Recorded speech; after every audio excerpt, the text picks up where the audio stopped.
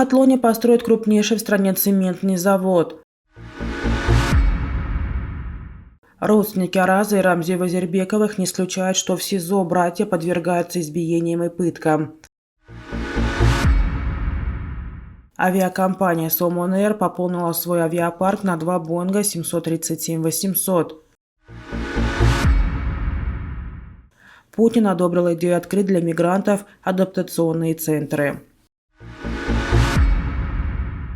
Президент Таджикистана Эмомали Рахмон поручил одобрить проект инвестиционного соглашения между правительством республики и компанией Орион Инвест о строительстве и вводе в эксплуатацию предприятия по производству цемента в районе Кобудион Хатлонской области. Госкомитет по инвестициям и управлению госимуществом, соответствующим постановлением правительства, обязуется после подписания соглашения направить его на ратификацию в Нижнюю палату парламента страны. В опубликованном на портале правовой информации Минюста проекте соглашения говорится, что годовая мощность предприятия составит 1,8 миллионов тонн высококачественного цемента в год. Общий объем инвестиций для реализации данного проекта составляет $160 миллионов. Порядок финансирования проекта будет состоять из 2 этапов. На первом этапе компания выделит $120 миллионов на строительство завода с 2 производственными линиями, а на втором этапе планируется направить $40 миллионов на установку еще 2 дополнительных производственных линий.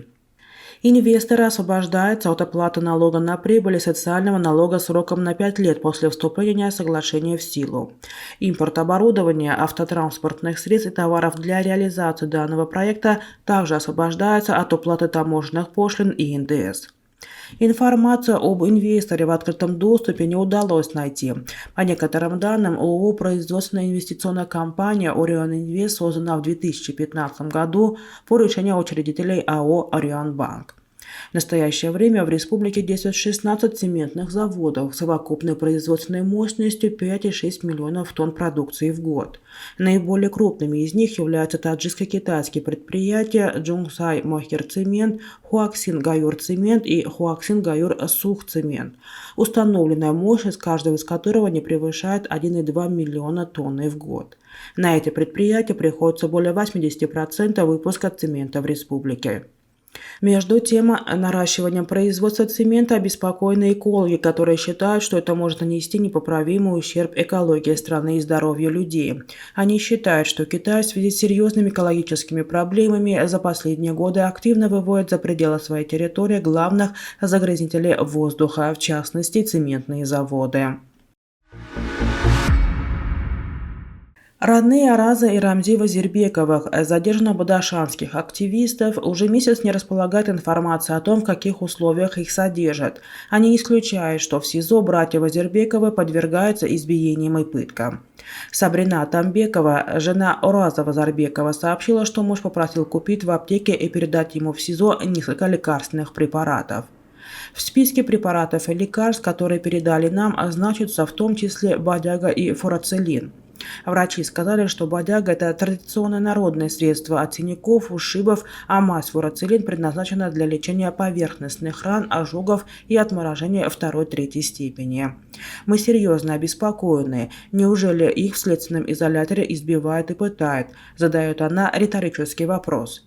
Сабрина Тамбекова добавила, что в прошлый четверг она передала мужу все необходимые лекарства и препараты. Звонки начальству СИЗО и представителям следственных органов остались без ответа. Араз и Рамзи обеспечены государственным адвокатом, однако в каких условиях они содержатся, никто нам не говорит. Когда мы спрашиваем у сотрудников СИЗО, почему близким не разрешают встречу с Аразом и Рамзи, они ссылаются на приказ сверху, заявляют родные Вазирбековых. Араз и Рамзи Вазирбековы исчезли с московского аэропорта Домодедово в ночь на 29 июля. На следующий день на видео, которое было опубликовано в воскресенье на YouTube-канале под названием Бехдош ТВ, они заявили, что добровольно приехали в Таджикистан, и здесь им сообщили, что у следственных органов есть несколько вопросов к ним в связи с событием в городе Харок. В совершении каких преступлений власти обвиняют Вазирбековых, до сих пор неизвестно. Араз и Рамзи Вазирбековы известны своими оппозиционными взглядами в отношении политики таджикских властей. Ранее оба опубликовали свои обращения о том, что если вдруг окажутся в Таджикистане, то это значит, что их похитили спецслужбы этой страны. Авиакомпания Somon Air получила 30 августа первый из двух самолетов Boeing 737-800. Воздушное судно рассчитано на 189 пассажирских мест эконом-класса, сообщает пресс-служба авиакомпании. Самолет окрашен в традиционную ливрею авиакомпании и назван именем героя Таджикистана Мирзо Турсунзода. В начале сентября ожидается прибытие еще одного самолета Boeing 737-800. Оба самолета получены на условиях операционного лизинга у одной из крупнейших лизинговых компаний Aviation Capital Group. Таким образом, авиакомпания увеличит флот до 6 самолетов, 2 самолета Boeing 737-900 и 4 самолета Boeing 737-800. Президент России Владимир Путин одобрил идею открыть для мигрантов адаптационные центры по изучению российских законов и традиций. Об этом пишет агентство РИА Новости. Создание таких центров Путин обсудил на встрече с главой Федерального агентства по делам национальности Игорем Бариновым. Чиновник предложил открыть адаптационный центр для мигрантов в пилотном режиме в нескольких регионах России. По его словам, создание таких центров – это одна из мер по недопущению пространственной и социальной изоляции мигрантов. Он сообщил, что в этих центрах также можно будет получить правовую и психологическую помощь, потому что, как говорят психологи, мигрант испытывает очень большой стресс.